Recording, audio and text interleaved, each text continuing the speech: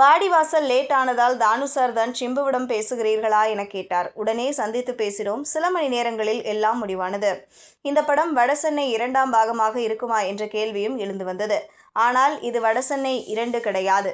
அன்புவின் எழுச்சிதான் வடசென்னை 2வாக இருக்கும். அதில் தனுஷ் தான் நடிப்பார். ஆனால் இது வடசென்னை உலகத்தில் நடக்கும் ஒரு கதை. அந்த படத்தில் இருக்கும் சில கதாபாத்திரங்கள் இந்த கதைக்குள்ளும் இருக்கும். அதே டைம்லைன்ல இருக்கக்கூடிய ஒரு படம் தான் இது என வெற்றிமாறன் தெரிவித்தார். தனுஷ் காப்பிரைட் கேட்டதாக எழுந்த சர்ச்சை குறித்து வெற்றிமாறன் பேசுகையில், தனுஷ் தான் வடசென்னை படத்துடைய தயாரிப்பாளர்.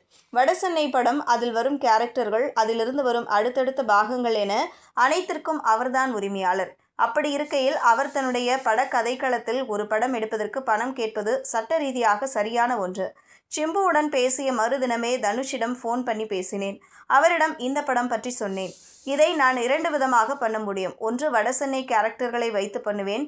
இல்லையென்றால் இதை ஒரு ஸ்டாண்டர்ட் அலோன் படமாக பண்ணுவேன் என சொன்னார்.